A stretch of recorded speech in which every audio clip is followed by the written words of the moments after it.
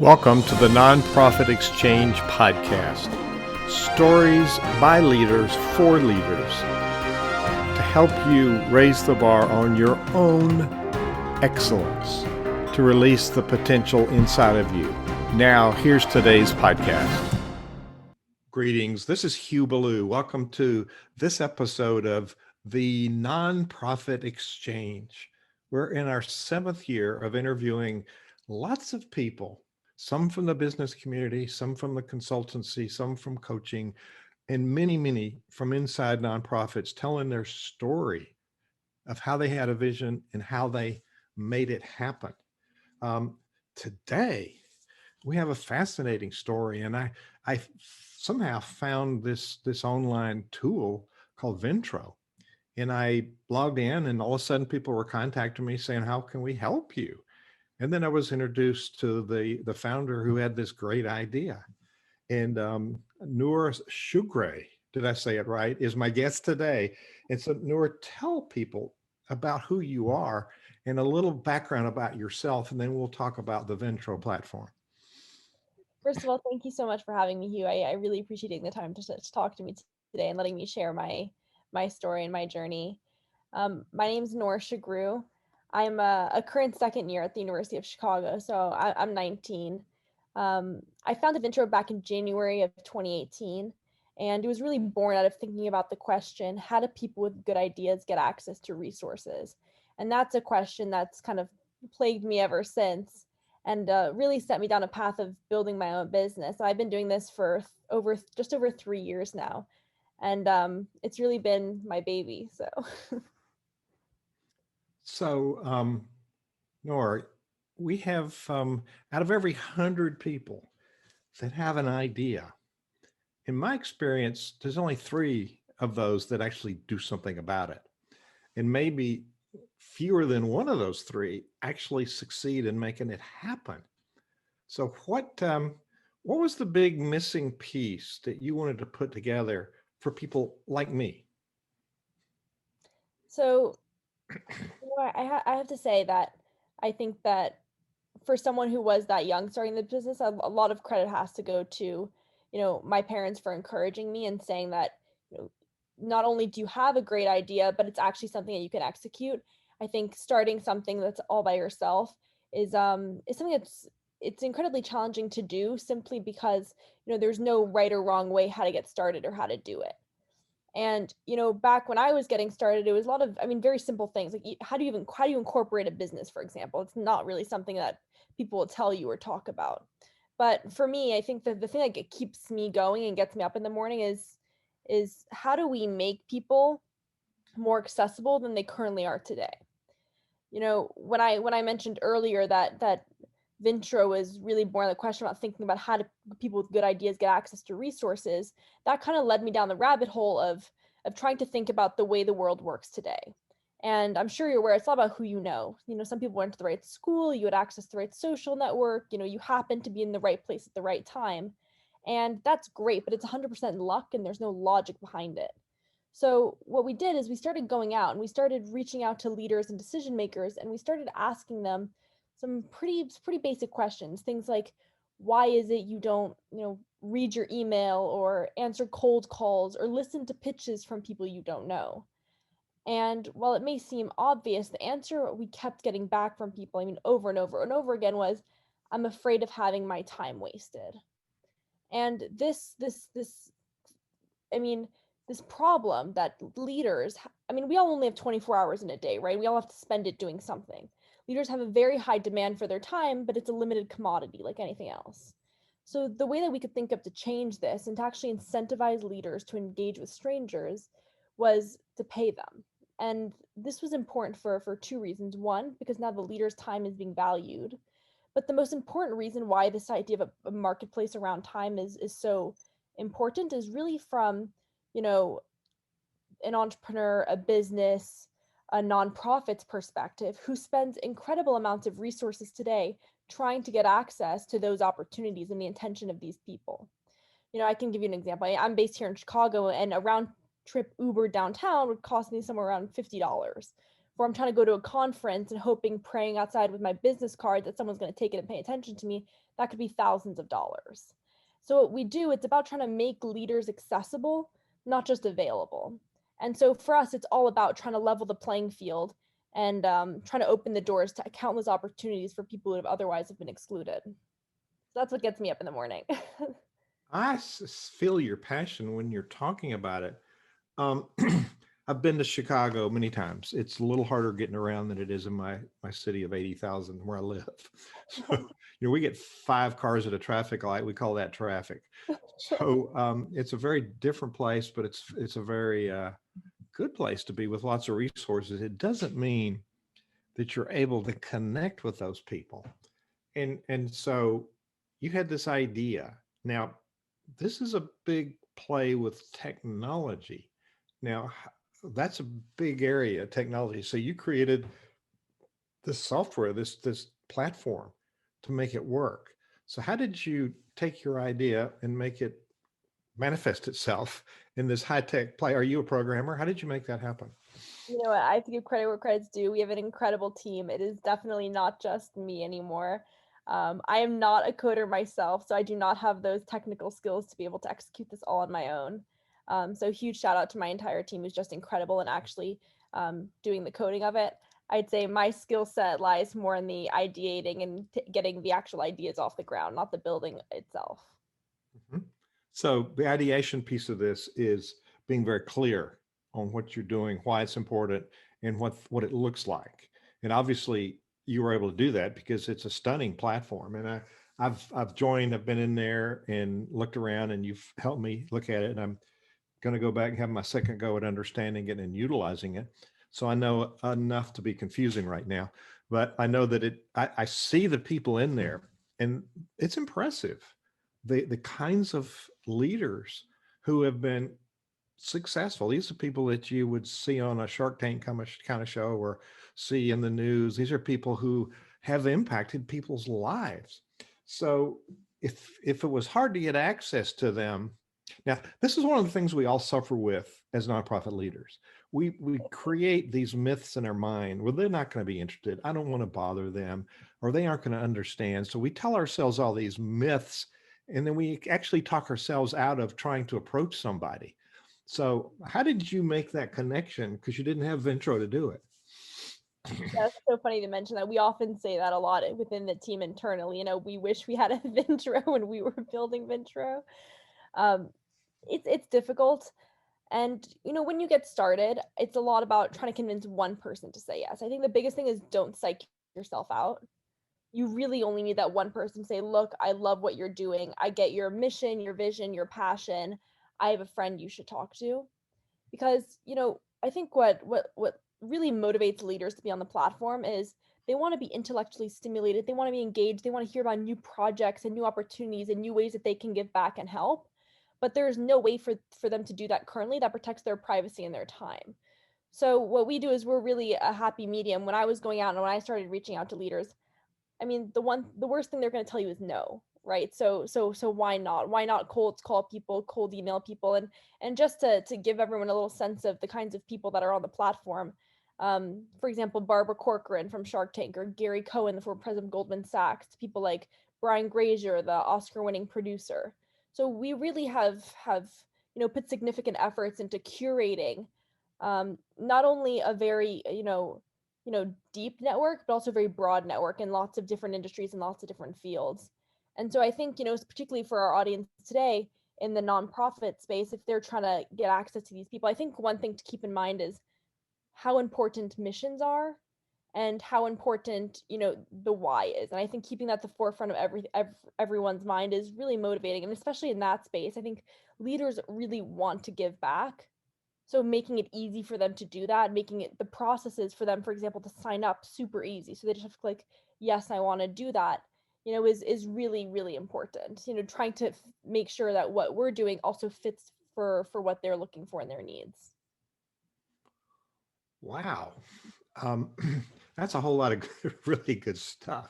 And I'm surprised at how many leaders, even leaders that are in a successful or mostly successful enterprise of any kind, cannot articulate what you were talking about, the why, and say their vision and mission in a very specific way.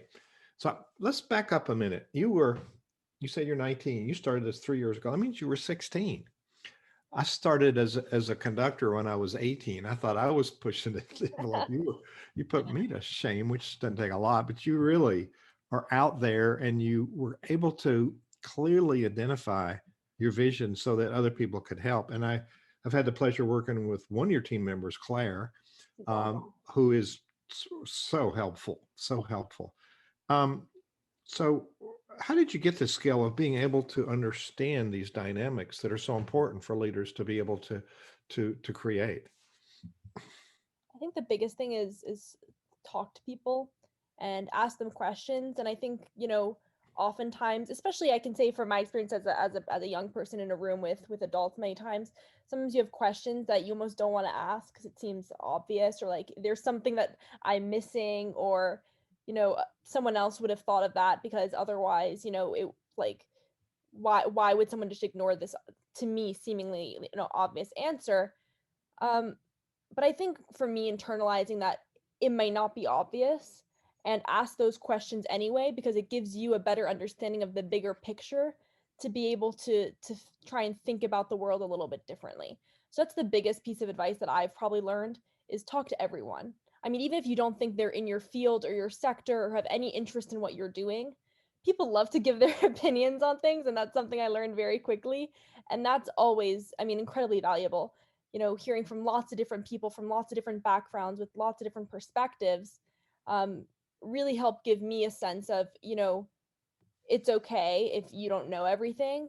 But again, talking about people like Claire, I mean, we have such an amazing team, and surrounding yourself with people who do see the world differently from you do, and do have that other perspective, is incredibly valuable. So I think the biggest thing for me is just ask questions, even if they seem, completely obvious.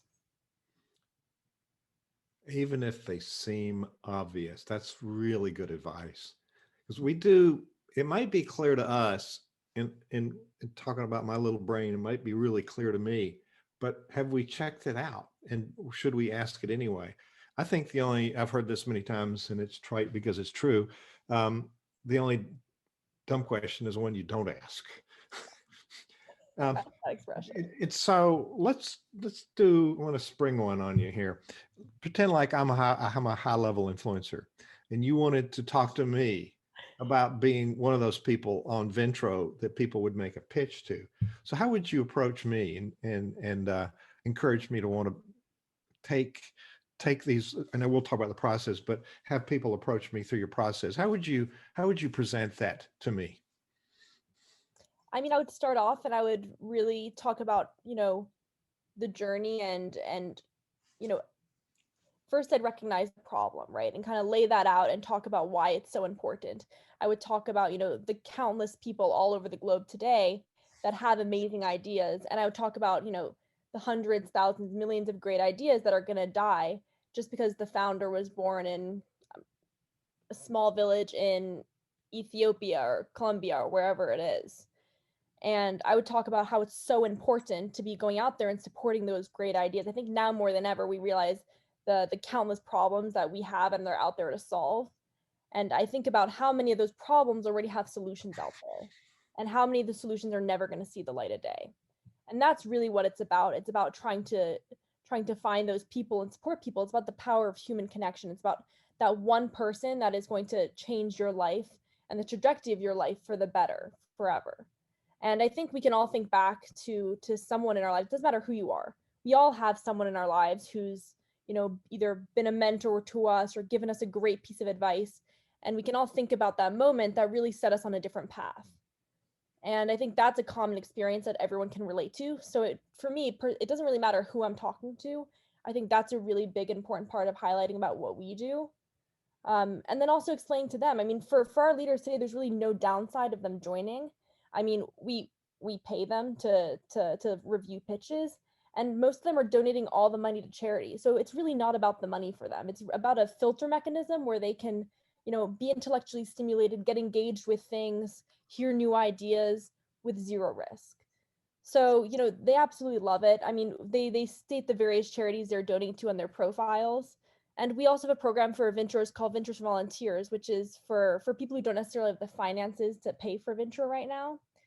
We have a group of leaders who've agreed to review pitches free of charge if an entrepreneur or a business owner is willing to complete a certain number of charitable service hours. So we've really done a lot of thinking around how we can make the platform as accessible as possible. And I think that mission and keeping that frame of mind is something that's really motivated our leaders. That is awesome. You've created a way for people to help others, and you've created equal access for people that are trying to get started, but they don't have spendable cash. There's some similarity in Cinevision leadership, and we've created lots of resources for those people in the social benefit sector doing good in the world and don't have a development budget or a planning budget or a leadership coaching budget. So we provide this online community for leaders to have access. So I'm resonating with what your passion is. So you have some pretty astounding. You mentioned some of the people in there. You have some pretty astounding leaders, and you and Clara have suggested some for me to talk to, because I'm not looking for capital investment. I'm looking for somebody that's a philanthropist that wants their dollars to go to many organizations. So I'm sort of an empowerment tool for their every dollar to go empower lots of nonprofits who don't have that resource. So it's a very different kind of pitch. So how many of those influencers do you have that people like me can make a pitch to? We have over 700 today. Um, I know it's grown a You've lot. been busy. You've been busy. Wow. 700. Yeah, I think we're going to hit 800 in a few days, so it's going to be incredible. My word. So you made one by one, you invited those people. I mean, it was definitely a process. I could not have done it without the team. It wasn't me single-handedly, conquering every one of those phone calls and getting all those yeses. It was a team effort. It was a big endeavor. I mean, probably out of the 3 years I spent, I spent the majority of that time curating the network and doing those phone calls and talking to the outreach. And now I'm spending all that time, on the phone with our customers, hearing about their journeys and their stories and what their needs are, and trying to make sure that the two pieces of the equation are aligned and that that they really fit together. But no, it's the process has gotten easier. I mean, the hardest thing you can do is just get started. That's really what you have to push over this, because after that, every single phone call gets easier and easier. Your messaging gets easier and easier. It's like you don't even have to think about it. At some point, it's almost like you're on autopilot talking about your business, and that's really the point where you want to get to, where you're so comfortable with it and you're just comfortable talking to people about it. That's why, as well, my piece of advice about just talk to everyone, even if it's not fruitful, it's not going to lead it to a direct benefit in whatever you're working on. It just makes you that much more comfortable when you are in the moment and when it is high pressure and you're talking to a big leader and you got to make this perfect. You're that much more comfortable and in your own zone and in your own flow, and you feel like, I got this. I've done this 100 times, so one more time, it's piece of cake. I got it. It's rehearsal. It's rehearsal. Absolutely, It's a, practice makes perfect. actually perfect practice. You get perfect if you keep doing it. And we never get perfect, but we get much better. We get much better. So that's astounding. So I'm going to talk about you and your ideas and how you develop this into this enterprise that you have. I'm going to use the word enterprise because there's a for-profit business and there's a for-purpose tax-exempt business, but we're all in an enterprise that needs to create revenue. In business, it's a bottom line profit. In nonprofit work, it's the revenue, the proceeds that fuel. It's the gas that runs the car. Basically, it fuels the work that we do, and we must learn to treat it seriously and create a business model that works. And so there's several. And what you just said, we're going to highlight that, I hope, in the transcription, the sound bites that you gave. To how to do this. That's extremely good advice. Your wisdom is far ahead of your generic years, your whatever your age.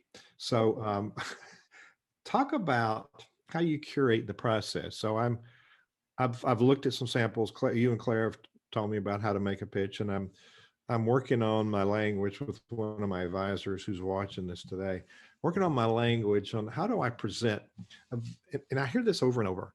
I can't say this in a few minutes. I have to explain everything about it. And I equate it to when I went to play in London with a friend, a musical, and we came out of the theater and I said to my friend, how did you like it? And he said, it was okay, but the ending, I had a problem with the ending. And I said, what do you mean I had a problem with the ending? It was too far from the beginning.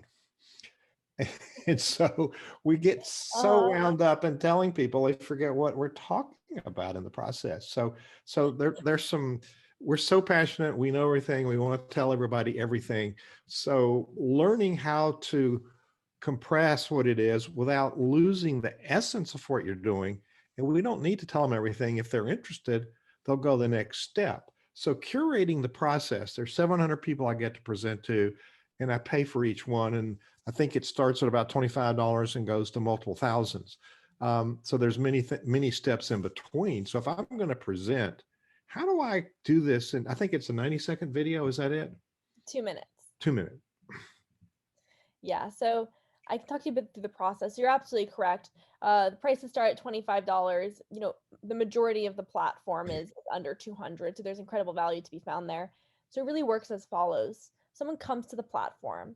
They can filter to find people that are specifically interested in their space, their field, you know, that have expressed interest in, you know, water sanitation, for example.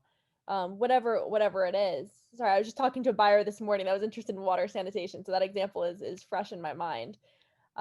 They pick the leaders they want to pitch to, they add them to the cart. They then make a 2-minute pitch video. And when you talk about what boiling down a pitch video is, essentially, you know, who you are, what your background is, what you're working on, so where you are today and where you want to take it. You know, where is this going?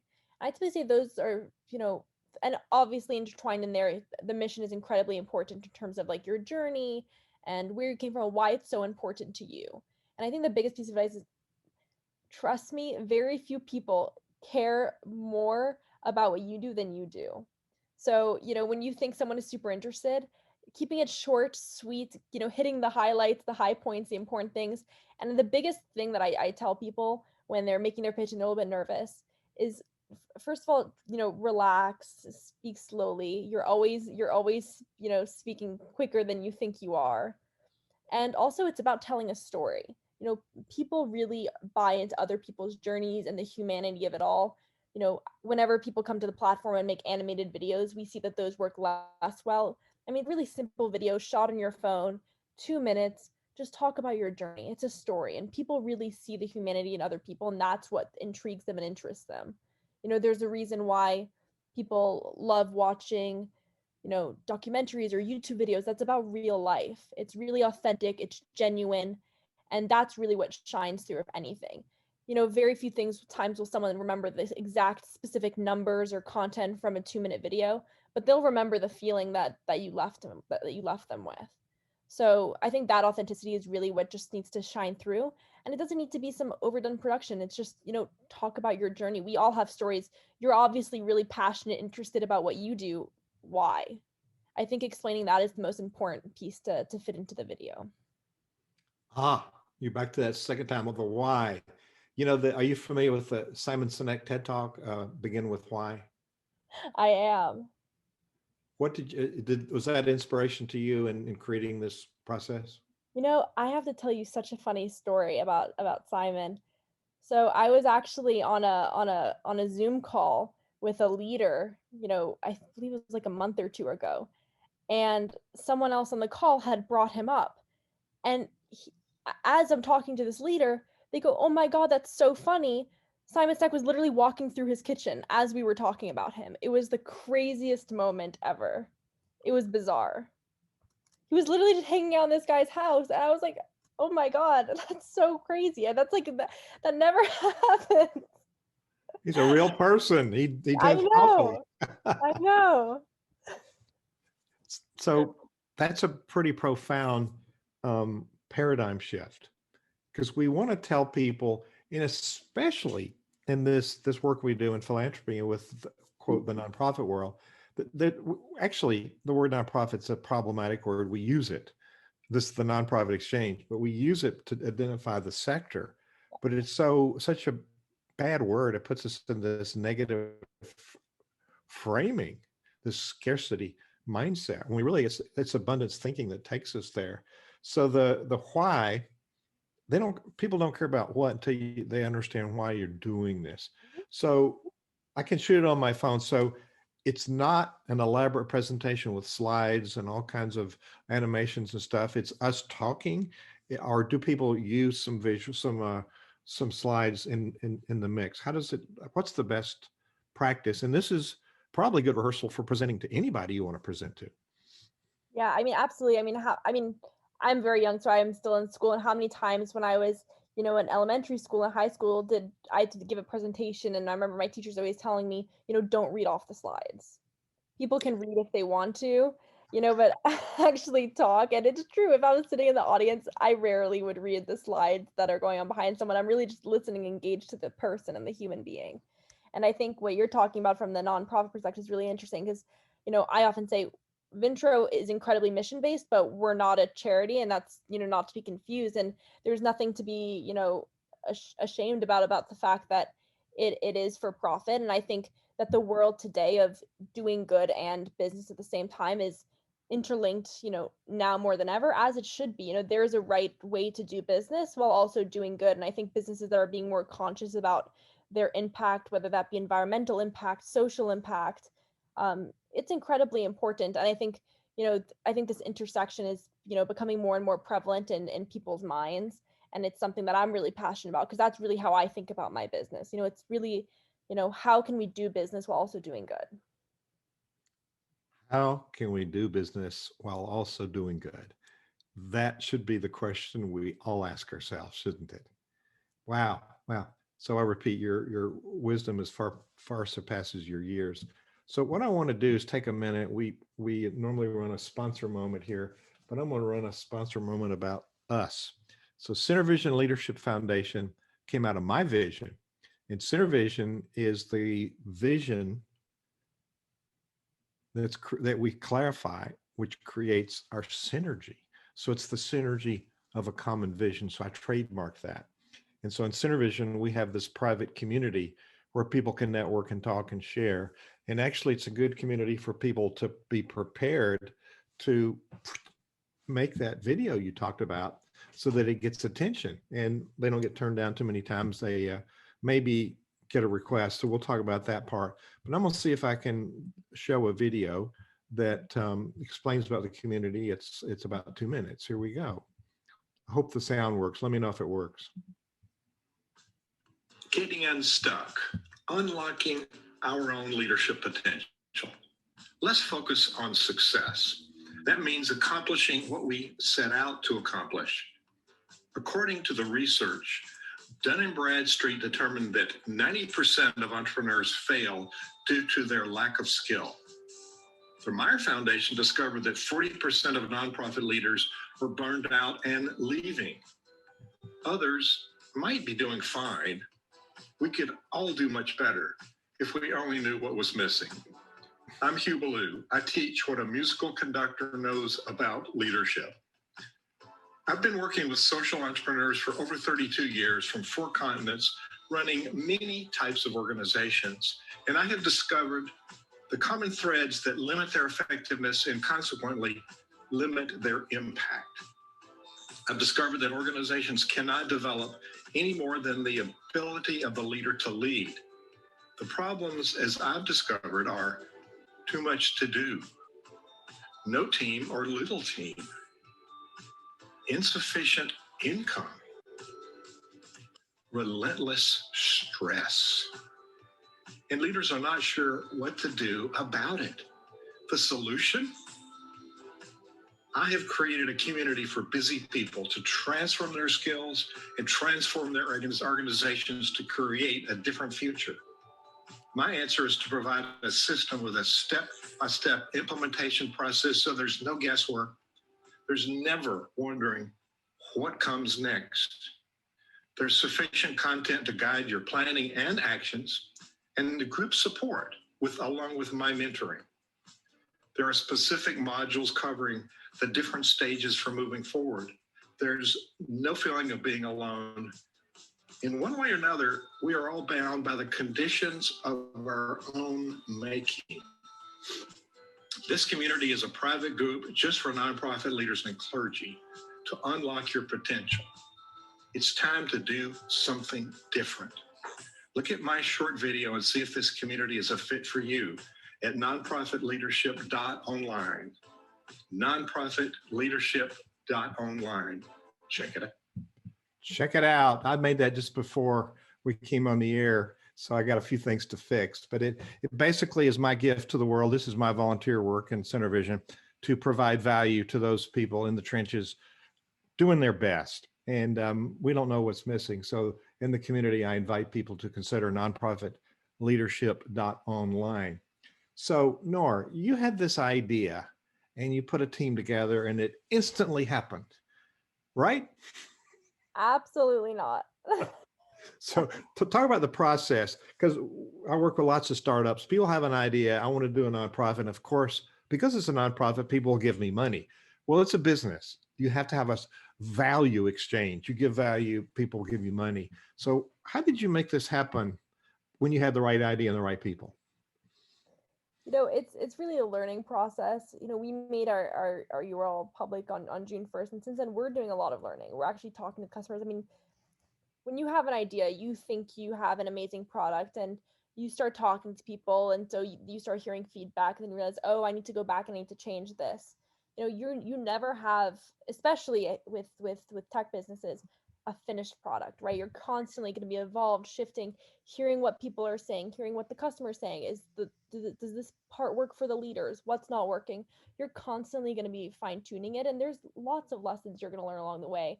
I mean, from how to find an amazing team. I mean, personally, I mentioned earlier on, I am not the tech person. I am not the one doing the coding.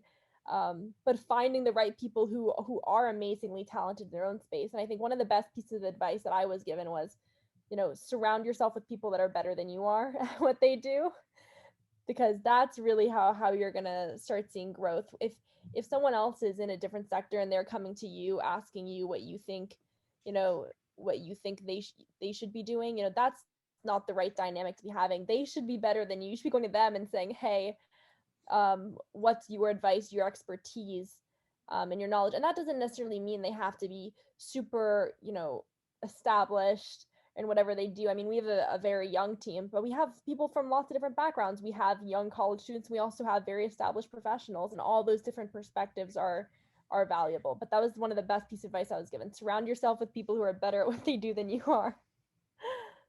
And they don't have to be better at everything. They're just better at the thing that you need them to be better at. Absolutely. And we get hung up on that. I work with some very sophisticated power leaders who aren't really much better than the startups. They just think they are. And what I see with you is a very open mind and a very willing mind to say, come and join me. We can do this together. Because in the South, it may not be grammatically correct, but it's what we say. None of us, we have our own grammar, our own language. None of us is as smart as all of us. And so that's, it's true, even though we don't recognize it often. We want to be the leader, which we impose unfair pressure on ourselves. We have to always be right and have the right answer. No, we have to ask the right questions. Now, you don't know that. You and I just talked a little bit one-on-one, and you're highlighting some of the basic things we teach in Center Vision. And so I'm just like, every principle that you've highlighted are things that we try to teach people they ought to do. And these don't come to us naturally. And so you've had some good mentorship, and you've been a really good student of leadership to be able to do this. Leadership means that you influence people and you make things happen in my world. And you figure out how things happen. So let's, any challenges that you want to share in launching this enterprise, because many of the people that try to launch nonprofits don't get them launched. And half the ones that are launched will close. because they didn't do the proper steps. That's why another reason I started, you saw that in the video. That's another reason I started this, that I want to support those people that have started, even though they didn't put all the pieces in place, they can still do that. And the world needs what we do drastically. So is there something you, besides having the right team, besides listening to people, besides having very skilled people, are there some things that you did, and we will call them not failures, but learning opportunities? Are there some learning opportunities that you'd like to share? You don't have to, but are there some you'd like to share was valuable for you? Oh, absolutely. I have to say, the one thing I have learned from doing this is I have no shame in my failures. So I have zero problem walking you through them. And even trying to think about the mindset about what is a failure, and taking away the negative connotation from that word as well, I think is really important.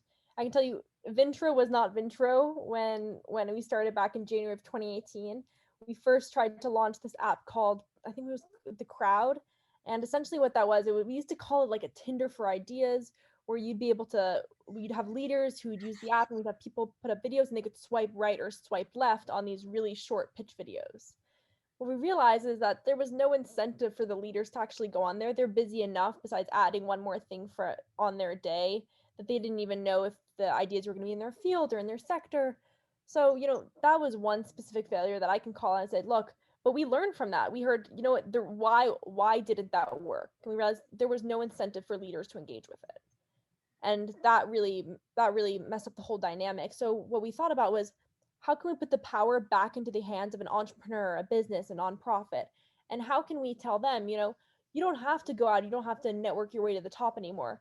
Don't waste your time doing that. Who's your dream person? Because go through the platform and dream as big as you want, because if we don't have them, we'll go out and we'll get them for you. So leave that part to art. I mean, the success of your idea, in my opinion, should be about the quality of your idea and your ability to execute it. It shouldn't be about your ability to network to the top. And so that was a big learning lesson for us, was in the very early days, how do we actually fundamentally pivot the product, because we realized it wasn't working. And I was on a panel last week with a nonprofit based here in Chicago called Female Strong, and they deal about their main focus is on female entrepreneurship, especially within the youth in Chicago.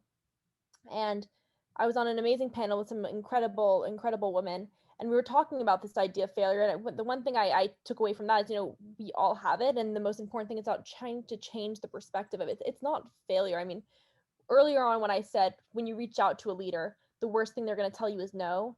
The worst thing they're going to tell you is no, and not explain why. Because the second someone tells you why it's a no, you can go back and you can actually learn from that. And I don't think there's any shame in being wrong. And that goes back to, as well, asking obvious questions. If you're wrong, if the answer was obvious, it doesn't matter. As long as you're learning and you're progressing and you're taking away from that, as long as you're that much better for the next time that situation comes around, that's really what matters. So when you make a pitch to somebody, they tell you no, you want to know why. Absolutely, I want to know why. That's part of the best part. So that happens. Let's do the rest of the process. So I have a project and I want to make a pitch. So I create my 2-minute video. Mm-hmm. And I find a person and I pay my money. And then what happens? How do I send them the video? And then what happens after that? Come to the platform, pick your people, make a short video. You upload the video to the platform, you check out. That video gets sent directly to the phones of all the leaders you picked. They all have an app on their phone today called the Vintro Viewer app. They get a notification letting them know that there's an opportunity waiting for them. They open the app, they watch the video in completion. The system actually won't let them, jump ahead, skip around, fast forward, speed it up. So they have to watch the video in completion. And then they actually have to let it sit with them, because they're going to have to respond, and they're going to tell you, what they loved about it, with their experience, something that you should look out for. They're going to be like, when I was building my business, this was a struggle I faced. How did you get around that? Have you considered this? What about this problem?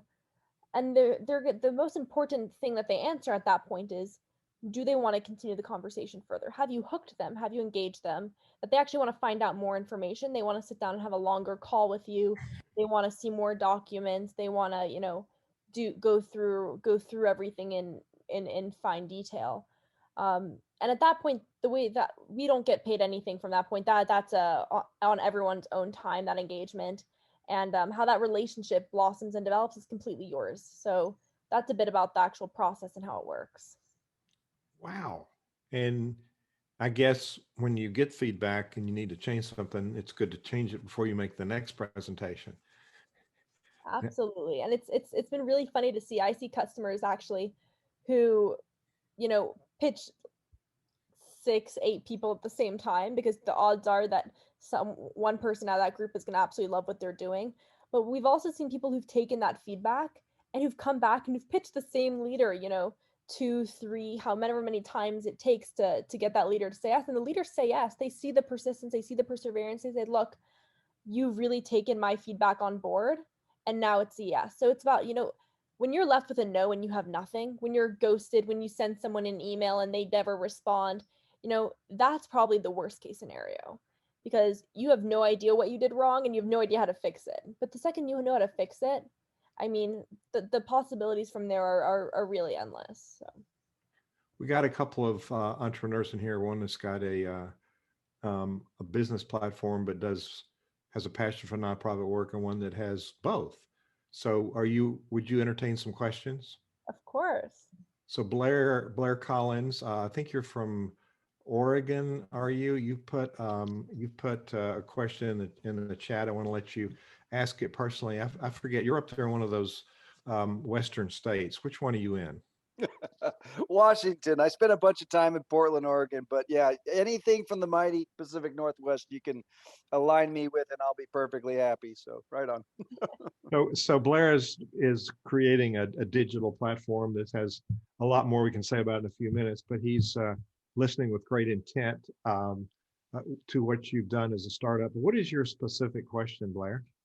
I'm just looking for, like, does Vintro provide templates for producing not just the 2-minute video, but the one pagers? Because I've had people ask me for a one pager to summarize what I'm trying to create, and it's difficult when I don't have the funding and or people at the table that are helping me create the architecture, which I think will lead us to the path that allow not just me to have an app that I'm really excited about, but others to partner with it.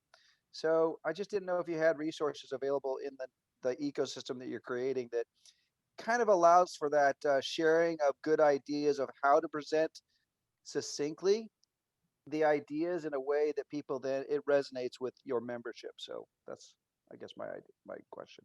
Thank you so much, Blair. I really appreciate that. The answer is yes, we do. If you go to our website today, we do have tips about, from our experience. I mean, we've seen at this point hundreds and hundreds of pitch videos go through, the ones that have worked the best, why they work the best, and what are the most important things to include in that video.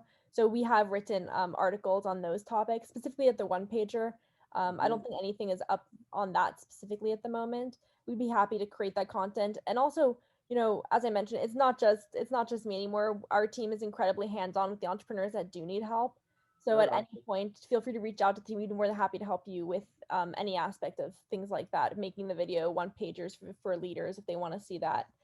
We're more than happy to help in any way we can. And the You web, yeah, oh, I just want to say thank you. No, I really appreciate it. What you're presenting here and just your spirit of what you're doing is fantastic. So thank you. So much. Well, thanks, Blair, for being here. He's doing worthy work. And Blair, in the chat and on the interview page, there's the it's beta.myvintro, VINTRO.com. And so thank you for the question. And we got another one queued up. But let's, Noor, for people to join, what does it cost to join MyVintro? 0. Nothing. I knew the answer, but I wanted to hear it from you. Okay, we have from sunny Southern California, where it's probably disgustingly nice today. San Diego, we got Ariel J. Goodwin, known as AJ, who's managing a music project, a for-profit and nonprofit, for a famous composer. So AJ, what question do you have for our guest today? Well, hi, this is AJ. Okay, so questions I have is, one is, if I also know somebody that would be a really good leader for your platform, how would they join you? So first of all, thank you so much. Any leader recommendations, we absolutely love taking those, because it makes our job so much easier. And the more people we have, the the more legwork we do, the more people don't have to do that, come after us. They can join automatically from the platform. They can just make an account as a leader, or they can get in contact with our team, and we'd be happy to make concierge invites for them and walk them through the process in a more hands-on manner. But either way, it's really simple to join. You can just go to the website and make an account. Make an account. Okay. Yeah, I'm meeting with somebody that I think he's a philanthropist, investor, owns many companies, and we'll be meeting with him tomorrow. So I think this would be right up his alley. So the way that he can give back. My second question is, so when you first started, how did you get funded? Well, first of all, I just want to say thank you so much for spreading the message about Vintro to anyone in your network. I really appreciate it. We really started off by getting funding by reaching out to anyone in your network. Friends of friends, friends and family. You kind of start off there, and then we're actually going through another round of funding ourselves at the moment, where we're going to bigger investors. But most of the people that are our personal investors were high net worth individuals, which made a lot of our leaders, actually, as we started reaching out to them and started building the network, loved what we were doing and said, hey, are you guys looking to raise money? We absolutely love the project. We love the mission. We love the vision behind it. That's wonderful. Yeah. Do you know about Clubhouse? I do. Yeah, I've been on the platform for the last couple of weeks, and from that, I've met some very, very serious players and people that really just want to give back and pay it forward in their whatever the level of their business is. From social media integrators to multimillionaires and philanthropists to marketing and distribution, licensing. There are so many rooms for different areas. Are you in any of those rooms that we can ever have discussion with you? With me personally, I'm not currently on Clubhouse, but I'd be more than happy. Hugh or anywhere else to give you my email. I'd be more than happy to jump on a call with you and discuss anything with you further. I'm always around. AJ, I'll be happy to connect you. So thank you for the question. And I've got Clubhouse. I haven't figured it out yet. I'm too busy helping social entrepreneurs. So AJ, thank you so much. I'm going to call somebody that didn't raise her hand, Jeffrey, who's one of the advisors in Center Vision, and we were having a cut. He's got the jet fighter there picture. So Jeffrey, if you could unmute. This connects with a conversation we were having earlier, which included Blair and some others, about making presentations and the relevance of how we create our language. Do you want to make any comments about how this is helpful stuff that Nora is presenting, or do you have some questions for her? Yeah, no, I just, this is tremendous. I mean, this is congratulations. This is just such a fabulous platform. And I'm looking at this, of course, from the nonprofit side and thinking, wow, we could use like an almost a little sidecar of this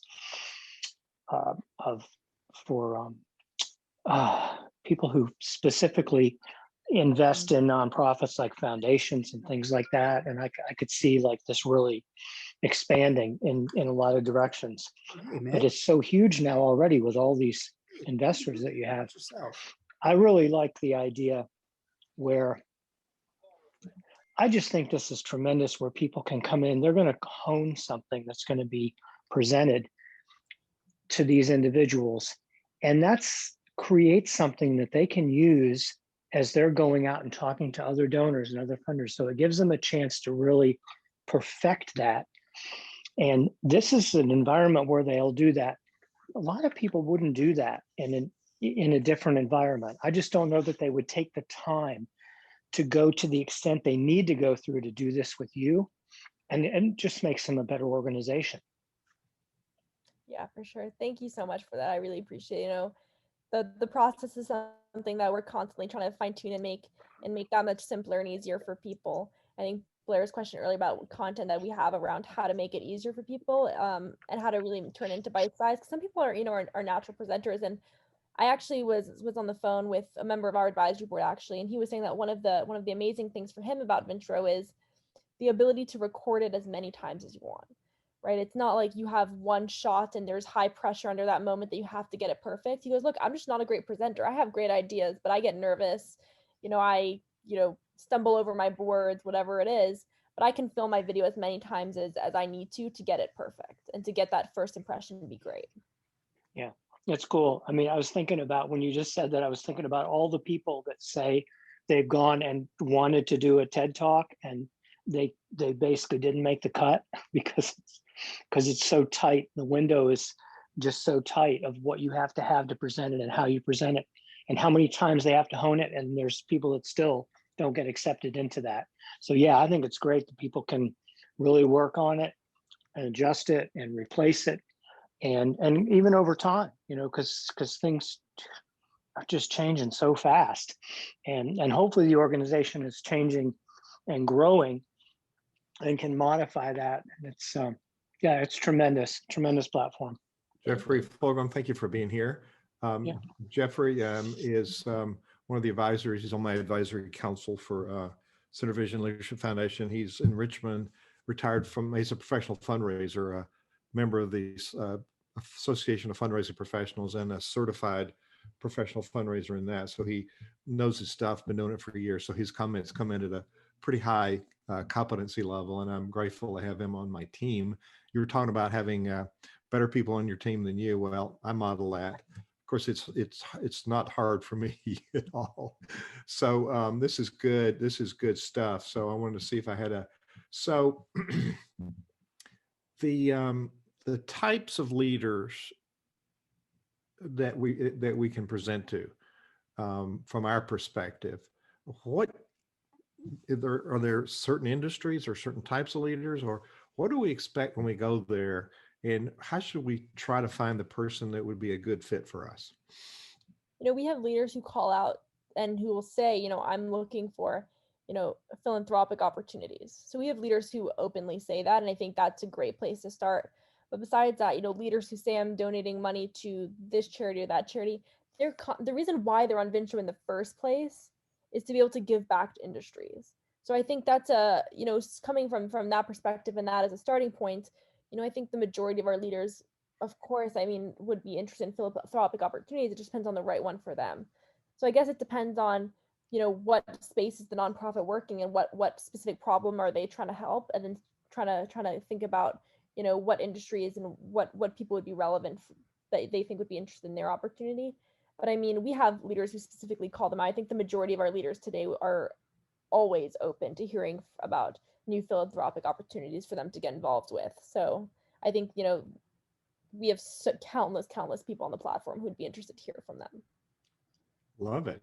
That's encouraging. So what are there some common mistakes that people make besides reading off the slides? We won't do that. And that's one of my pet peeves. And Seth Godin has a little ebook he gave away called The Really Bad PowerPoint. So his rule, no more than 6 words on a slide. And certainly if you're going to read what's on the slide, there's no reason for you to be there. Just send the slides. And, you know, I've seen many presentations where they're reading the slides and I wonder, why are you here? Just let me read the slides myself. I'm competent. So are there typical problems that people face that you see over and over that you'd like to give a piece of advice about? You know, I think that the biggest piece of advice is really talk about your story and just don't stress about it.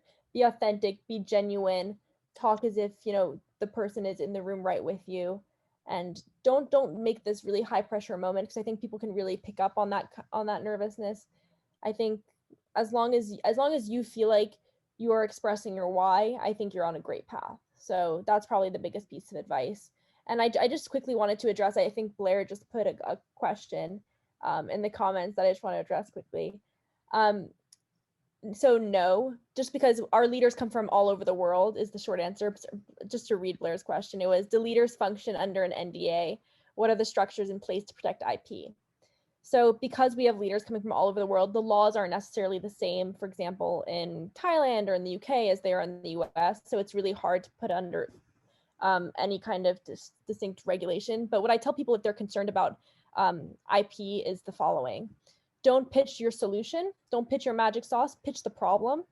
So, you know, say, I think that light bulbs consume too much energy, and I have a solution for a light bulb that can, you know, I don't know, light up using this amount of watts or whatever it is. if you're interested, reach out, let's put an NDA in place and let's talk further. So at that point, that would be the way to phrase it, really talk about the problem. And then after you get NDAs in place, because we're not encouraging anyone to expose their secret sauce. That's not the business we're in, but it's really hard for us to manage that. So that's the way I would approach the issue. Perfect. Perfect. You've done this many times. So I'm so pumped by this. I'm going to open up my Vintro and start creating my pitch. So our second sponsor moment today is actually about WordSprint.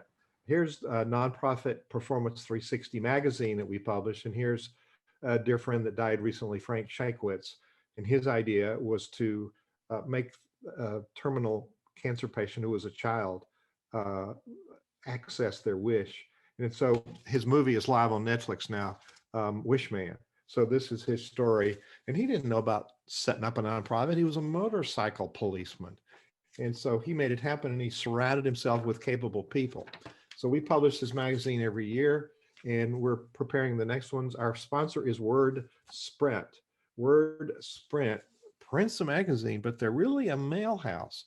And WordSprint serves nonprofits and businesses because it's top of mind marketing. They send mail in your hands mail. So the magazine is an example. They do postcards and presentations, but what they've discovered in 20 years of doing this, 2.5 million mailings, that especially for nonprofits, donors keep donating if you complete the relationship, you continue the relationship, and you let them know you've been responsible with their money. So he's got a chart in the magazine, and it's 30% of them, it's the message, 30% it's the person, 30% it's the timing, it's the rhythm of staying in touch, and only 10% the appearance, because you don't want it to be too extravagant. People will think you're wasting money. Wordsprint.com. Bill Gilmer and his team will give you advice whether you use them or not. It's top of mind marketing. Keep in touch with your donors, like keep in touch with your customers. Make sure they know what's going on and value the relationship. So, man, this has been a fast hour. I told you at the beginning we go fast, and I'm thinking, oh, we got a lot of time left. All of a sudden, we got no time. So what would you like to leave people with? A tip or a challenge or a thought or a quote? What do you want to leave people with after such great advice? I think that the one thing that's been on my mind, continuously since I started this business, and the one thing I like to leave everyone with is to really think about what is people's responsibility in the business world, the nonprofit sphere, whatever it is. How can we find the match, and how can we make that Venn diagram as overlapping as possible in terms of doing business and doing good. Noor Sugrue. Thank you so much. I'm Southern and we make up our own stuff. Thank you so much for being our guest today and sharing such great wisdom with the nonprofit community. Thank you so much for having me. I really appreciate it.